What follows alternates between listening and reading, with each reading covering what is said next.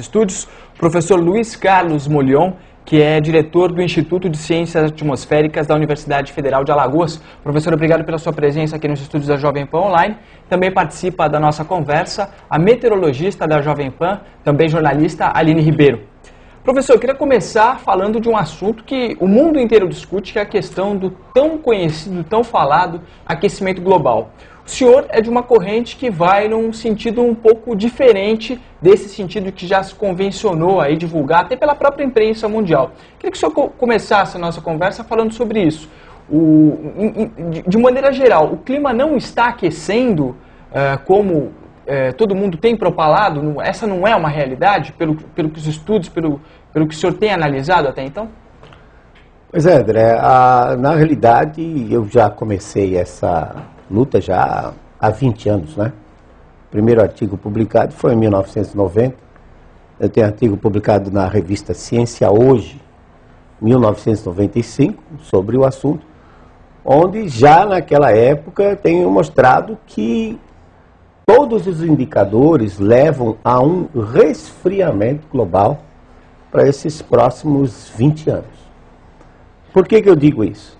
Primeiro, porque a nossa fonte de energia é o Sol. O Sol tem um ciclo de 90 anos, atingiu um máximo no início da década de 50, final da década de 50, início da década de 60, e de lá para cá vem declinando. Segundo, os oceanos, que constituem 71% da superfície terrestre e são o grande reservatório de calor, não só de calor, mas de carbono também, eles estão esfriando. Hoje nós temos boias à deriva, são mais de 3.200 boias, que mostram que os oceanos estão perdendo calor. Não pergunte qual a razão, porque ainda a gente não sabe. Mas dois grandes controladores climáticos, o Sol e os oceanos, estão indicando que nós estamos indo para um resfriamento, que não é a primeira vez que acontece, né? Os estudos que nós fizemos mostram, por exemplo, que o Oceano Pacífico ele passa por períodos de aquecimento e resfriamento. Cada período de aquecimento e resfriamento dura da ordem de 25, 30 anos, de tal forma que o ciclo todo entre um aquecimento e um resfriamento dá da ordem de 50 a 60 anos. Isso foi chamado de oscilação decadal do Pacífico. De 1947 até 1976, o Pacífico esteve frio.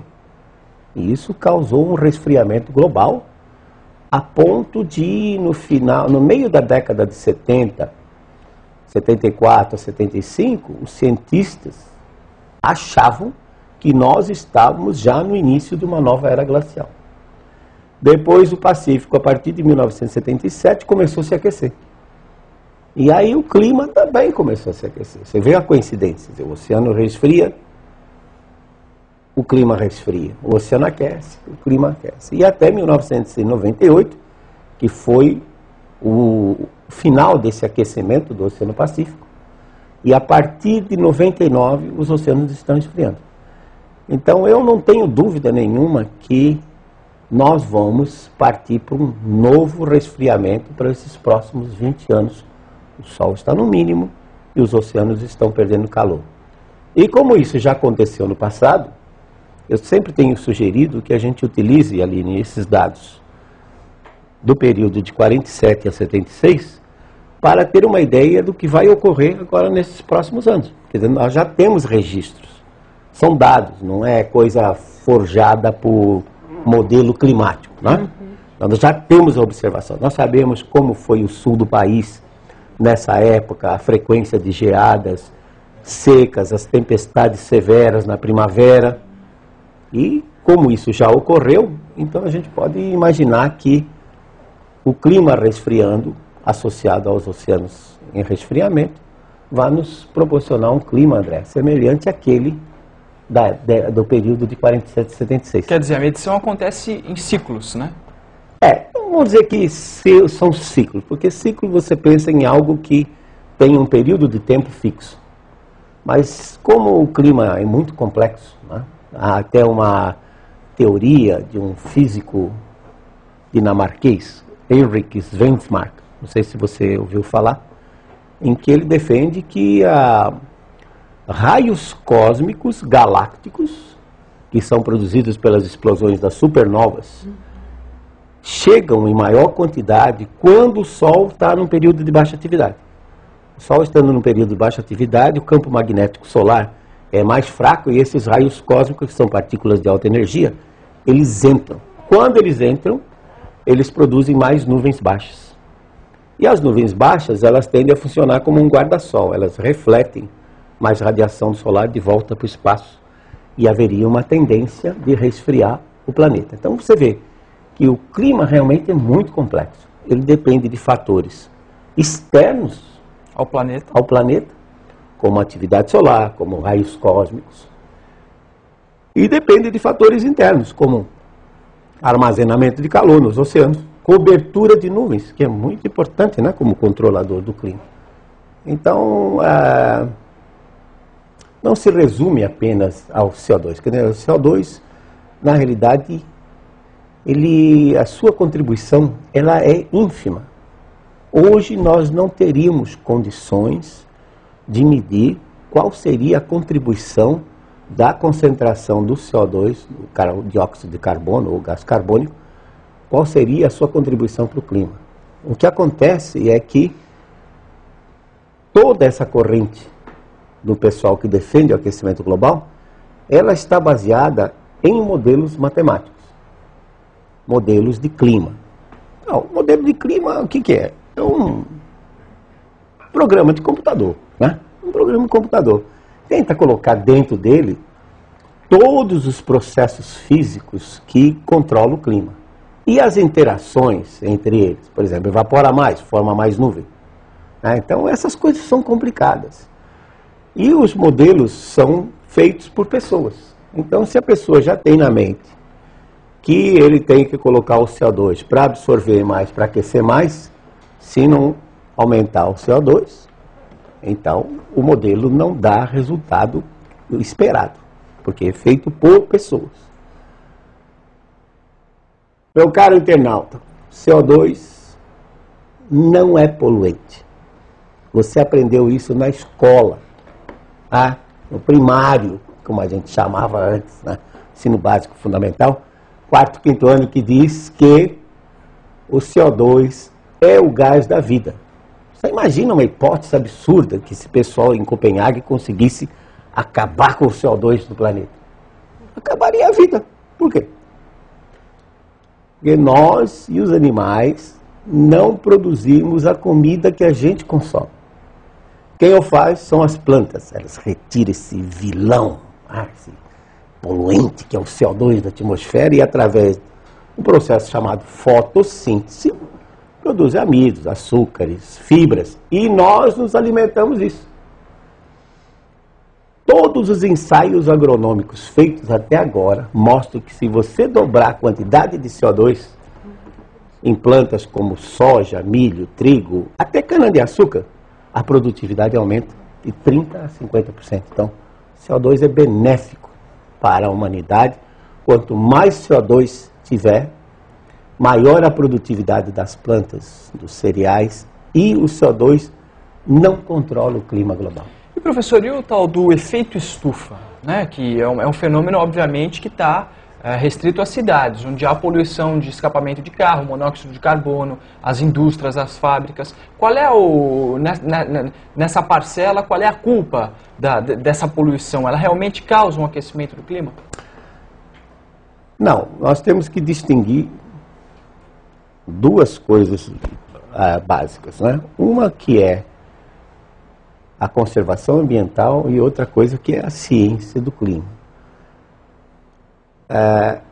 Quando a gente queima combustíveis aparentemente fósseis, porque também há uma teoria que já não é nova, data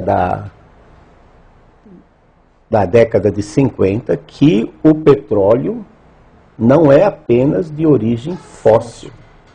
Que o petróleo é o resultado de síntese de hidrocarbonetos que saem do interior, o resultado de síntese de hidrocarbonetos que saem do interior da Terra e entram pela crosta terrestre. Mas vamos admitir que petróleo seja um combustível fóssil.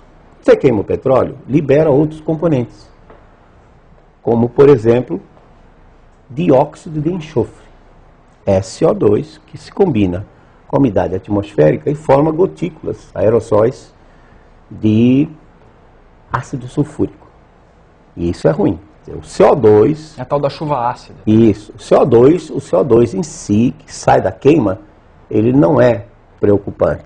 O que é preocupante na queima é o enxofre, na forma de dióxido de enxofre, e o material particulado.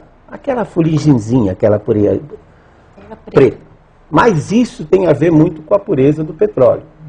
Por exemplo, a comunidade europeia, ela só admite que o petróleo, o diesel queimado, tenha 10 ppm de enxofre, 10 miligramas por cada quilo de óleo. No Brasil, a gente encontra entre 500 e 2.000. Então, aí é um problema. Não adianta você ajustar o motor do seu carro, porque o combustível é ruim. É ruim. Então, o vilão não é o CO2 e sim o enxofre. O vilão não é o CO2 e sim, nas grandes cidades, é o enxofre e o material particulado que provém de um diesel de má qualidade. Né? O CO2, como disse, quanto mais CO2 tiver, melhor, porque aí as plantas crescem mais. Professor, até uma cena que já ficou clássica é as televisões mostram, os documentários, o urso em cima de uma jangada de gelo, em que as geleiras estão derretendo, isso está aumentando o nível dos oceanos, isso vai acabar com a cidade. Queria que o senhor falasse sobre isso também.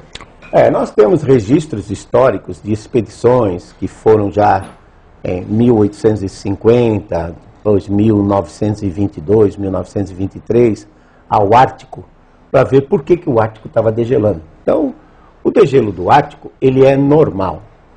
O que acontece é que a entrada do Oceano Ártico, ela é pelo Oceano Atlântico. Existe uma pequena ligação com o Oceano Pacífico, chamado Estreito de Bering, mas por lá sai muito pouca água, entra muito pouca água. A grande entrada e saída de água é no Atlântico Norte.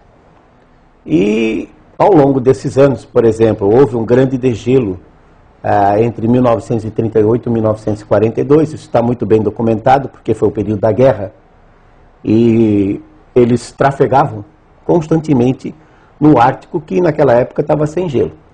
Depois, o gelo começou a crescer de novo. E agora, em 2007, ele atingiu uma redução da ordem de 3 milhões de quilômetros quadrados. Mas, se você for olhar os dados de 2009, setembro de 2009, que terminou esse verão no hemisfério norte, você vai ver que ele já se recuperou bastante. Inclusive, a cobertura de gelo está até maior do que estava em 2005. Qual é o grande enigma disso? Um fenômeno natural, que é a entrada de correntes marinhas mais aquecidas por debaixo do gelo flutuante. Quem é o responsável por isso? É um ciclo lunar que não está nos livros, que ninguém fala sobre ele, de 18,6 anos, quase 19 anos, em que é a precessão da órbita da Lua em torno da Terra. Essa precessão, então, leva 18,6 anos para ser completada. Quando ela está no máximo, como ocorreu agora entre 2005 e 2007, a força gravitacional da Lua faz com que os oceanos, até aproximadamente 40 graus norte, 40 graus sul de latitude, fiquem mais elevados. Pasme você, da ordem de 10 a 12 centímetros.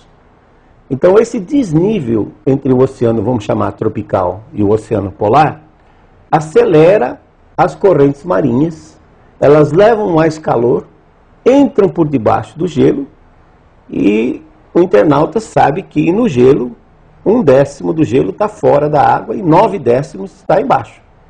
Quando ele começa a derreter o gelo que está embaixo, aquela parte de baixo não dá mais sustentação para a parte aérea da geleira e a geleira cai.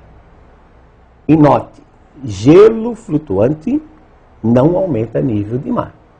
Se você voltar para aquele documentário do Al Gore, uma verdade inconveniente. Uma verdade inconveniente, que na realidade deveria ser chamado de muitas mentiras convenientes, porque já houve internautas que encontraram 35 erros naquele documentário, que ganhou o Oscar, e deu até depois o prêmio Nobel da Paz, né, para o Al Gore.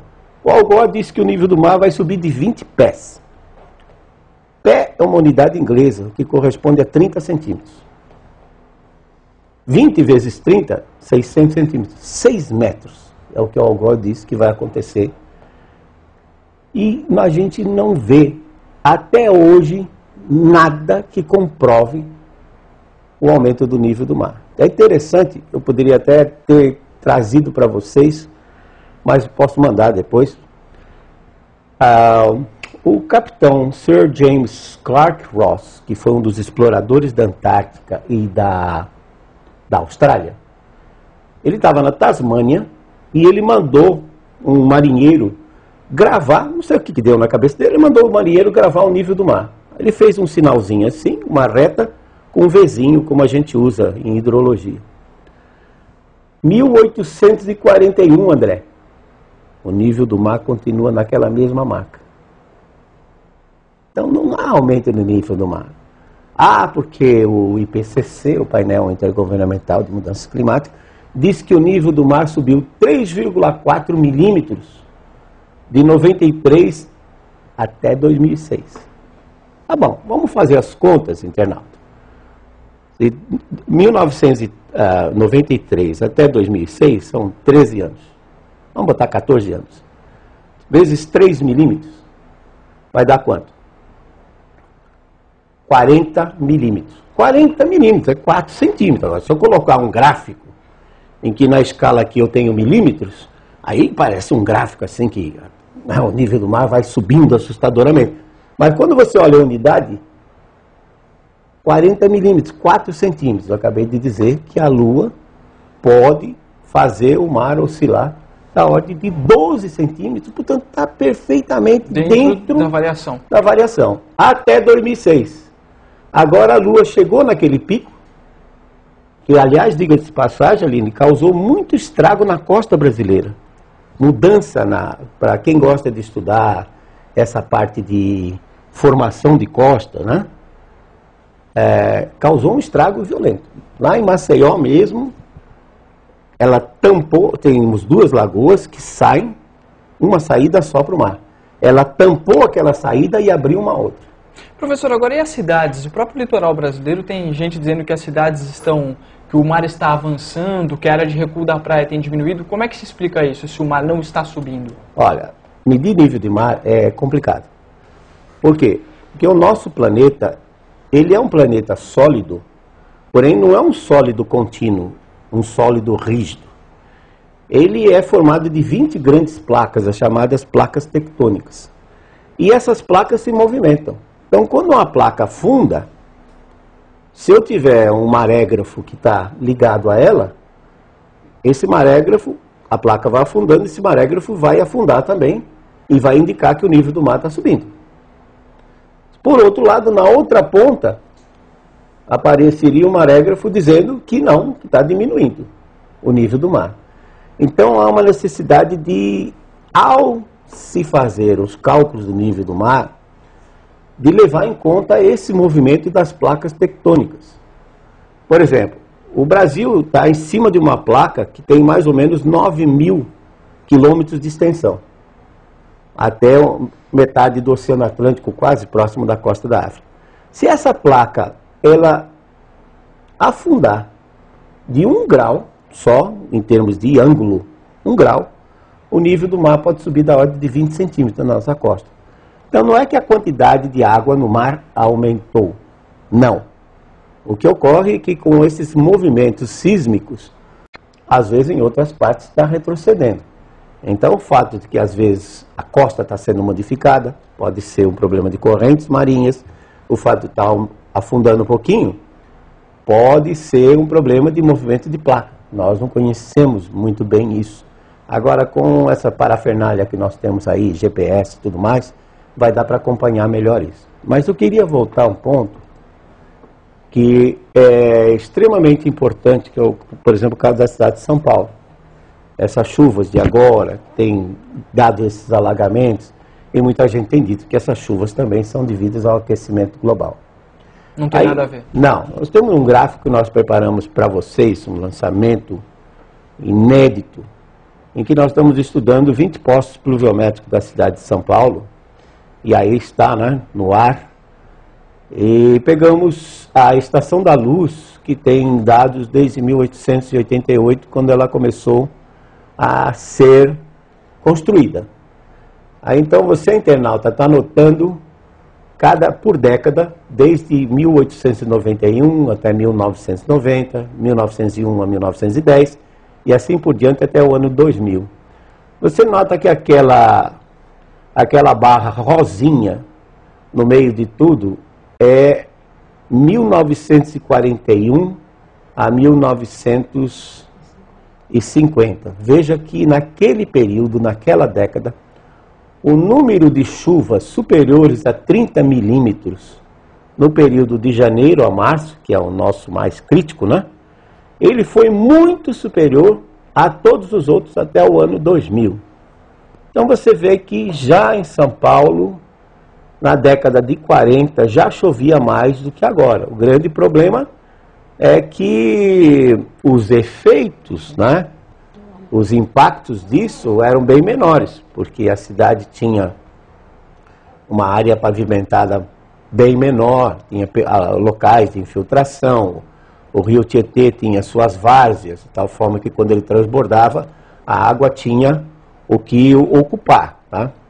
Então vocês veem que não é um problema da natureza em si, porque antes já chovia tanto quanto chove agora. Da desocupação ordenada. Exatamente. É o fato das pessoas hoje estarem ocupando espaços geográficos não apropriados, indivíduos, né?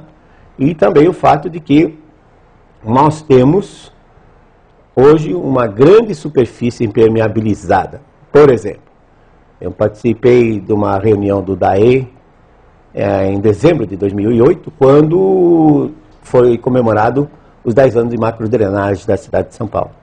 Aí mostraram o Aricanduva, um piscinão. Vocês quanto é que cabe disso aí? 500 mil metros cúbicos de água. É bastante água. Só que é o seguinte, telespectador, numa chuva de 100 milímetros, são 100 litros de água por metro quadrado. Basta 5 quilômetros quadrados impermeabilizados da cidade para encher o Aricanduva, o piscinão de Aricanduva. Então nós temos que arranjar uma outra solução para São Paulo, porque infelizmente com essa área enorme que São Paulo tem, fica muito difícil você achar uma solução de engenharia, porque vai continuar chovendo. Aliás, vejam, aquela década de 40 a 51, o Oceano Pacífico estava frio e chovia mais. E nas décadas que o Oceano Pacífico esteve quente, teve um número menor de tempestades também. Então, na verdade, professora, a gente tem essas chuvas que vem acontecendo em São Paulo, começo de 2010, com muitos alagamentos aqui na capital paulista. A gente tem um número muito grande de problemas na cidade de São Paulo em função das chuvas. Mas, na verdade, essa chuva é comum e deve aumentar até nos próximos anos. E, na verdade, o homem está ocupando um espaço indevido. Por isso, tantas tragédias nesse começo de 2010, na região de Angra dos Reis, Ilha Grande, São Luís do Paraitinga, agora o Rio Grande do Sul. Tudo isso são ciclos normais da natureza. Exatamente, e você vê que as chuvas elas acabam ficando mais intensas exatamente quando os oceanos ficam frios.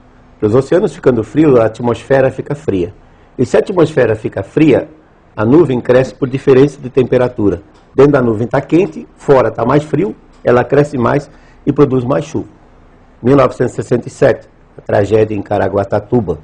1967, a tragédia na Serra das Araras, no Rio de Janeiro, que pelos relatórios, achei até exagerado, morreram mais de 1.700 pessoas. Quer dizer, desculpe dizer, mas na realidade, Angra dos Reis até pequeno comparado com o que aconteceu, lembrando, internauta, que há 40 anos atrás a população era bem menor. Claro. Então, o grande problema que nós temos hoje com relação à conservação ambiental, é o aumento populacional. Quer dizer, hoje, um fenômeno da mesma intensidade, ele provoca um impacto muito maior, sob o ponto de vista social, sob o ponto de vista material, comparado com o que era 50, 60 anos atrás. É claro que se eu digo que o homem não interfere no clima global, e isso choca muita gente, eu não estou dizendo que nós temos que sair por aí destruindo o ambiente, não. Acho que o Brasil tem um problema sério, que é o desmatamento, e se na lei climática que o presidente sancionou agora em dezembro, em que o Brasil se propõe voluntariamente a reduzir 36% a 38% das emissões, sob o ponto de vista de clima, reduzir CO2 não adianta nada. Como disse, CO2 não controla o clima. Mas se essa lei for aplicada à redução do desmatamento, ótimo. Quer dizer, indiretamente, ela resolve um problema que é terrível, porque a maior biodiversidade desse planeta está na floresta amazônica. Acho que em termos de inseto nós não conhecemos 10% dos insetos que existem lá. Árvores talvez um pouco mais, animais um pouco mais, mas insetos certamente a gente não tem ideia do que existe naquela. Então, temos que conservar a Amazônia. Nós temos que conservar o ambiente pelo fato de que a população está aumentando. E a população aumentando, ela precisa viver. Então, nós temos que mudar os nossos hábitos de consumo, tem que reciclar a matéria-prima para evitar um consumo mais rápido, tem que conservar energia, água. Não é que vai faltar água no planeta, isso é uma grande besteira. Você tem um planeta com 71% de oceano, 360 milhões de quilômetros quadrados de água, não vai faltar água. A água pode ficar mais cara, mas nós sabemos dessalinizar a água do mar. Mas se conservar, melhor. Se conservar as encostas, se conservar as matas ciliares dos rios, isso aí vai fazer com que gaste-se menos para ter água de boa qualidade, energia, etc. e tal. O Brasil é um país muito favorecido. Nós podemos, na nossa matriz energética, nós temos aí da ordem só de menos de 30% do potencial hidrelétrico explorado, nós temos 70% ainda para explorar. O Brasil pode partir para biocombustíveis como etanol, como biodiesel. Não biodiesel de soja, porque soja é alimento. Mas biodiesel, por exemplo, de óleo de palmáceas nativas, que são muito abundantes na Amazônia, são mais de 600 espécies.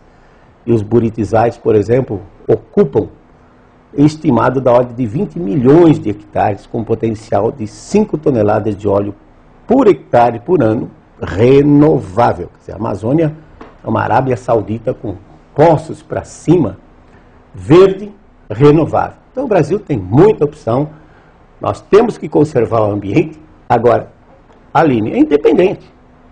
Se o clima vai esfriar nos próximos 20 anos, ou vai se aquecer, independentemente disso, a conservação ambiental é uma necessidade para que a raça ou a espécie humana possa sobreviver, né?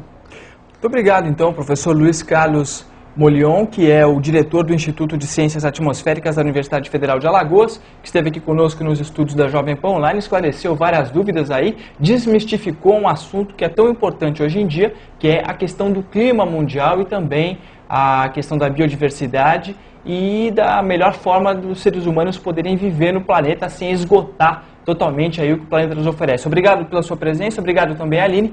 Você, internauta da Jovem Pan, fique conosco na Jovem Pan Online, onde você encontra a melhor informação da internet.